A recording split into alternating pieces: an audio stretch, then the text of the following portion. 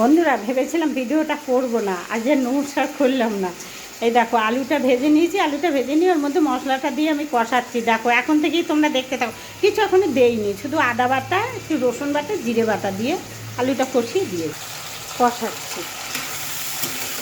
না আলুটা খুব হালকা ভেজেছি, ভেজে মশলাটা কষিয়ে নিচ্ছি। আর মাছটা ভাজবো না, মাংসের মতন করে কষিয়ে রান্না করবো। ওতে মূলোটা দিয়ে আর মাছের আলু দিয়ে মূলো দিয়ে আর মাছের ঝোল হবে। এই যে তেজপাতাটা দিয়ে দিলাম।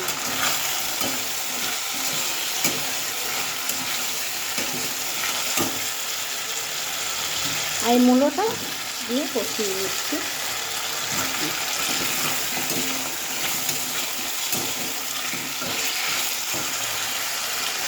এই যে টমেটোটা খুব পেকে গেছে, তো ওই জন্য আমি হাতে করে ভেঙেই দিলাম।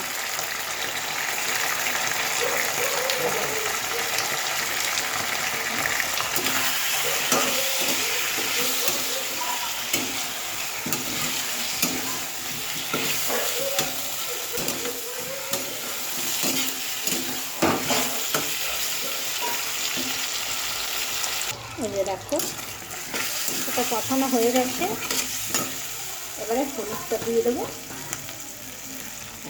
যে হলুদ দিয়ে দিলাম আন্দাজ মতো, একটু সামান্য একটু জল দিয়ে দিই।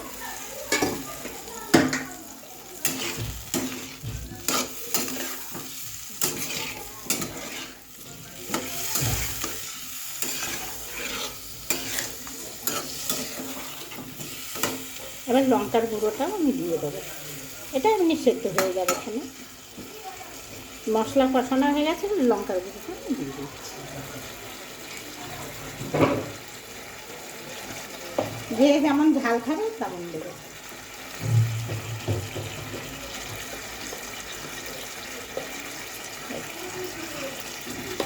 ভর্তি ভর্তি দিইনি, অল্পই দিয়েছি, 1 চামচ আরও অর্ধেকটা করে।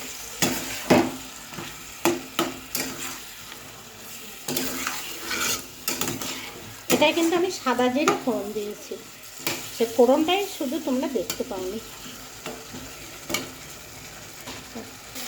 এবারে আমি মাছটা সবের মধ্যে দিয়ে দিলাম।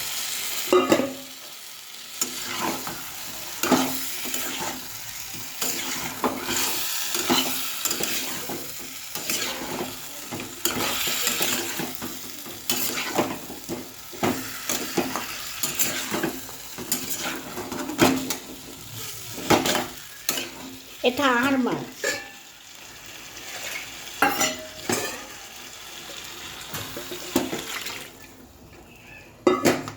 আর একটু জল দেবো। যেটা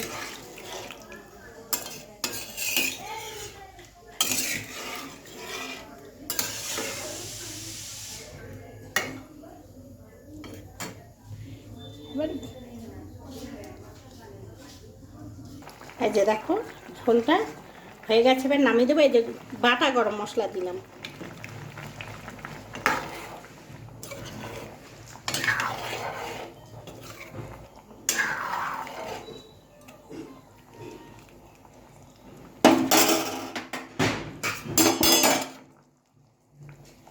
সব সেদ্ধ হয়ে গেছে, এবার আমি নামিয়ে দিলাম, মানে গ্যাসটা অফ করে দিলাম। একটু টকবক করে ফুটে উঠো।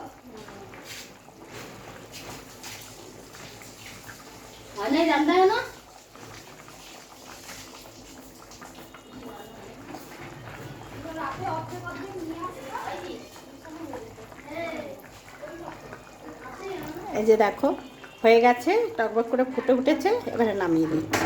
হ্যাঁ, গ্যাস অফ করে দিলাম। আমি যেভাবে মূলো দিয়ে আর মাছটা ঝোল করলাম, তোমরা এইভাবে করে খেয়ে দেখবে, ভালো লাগে খেতে।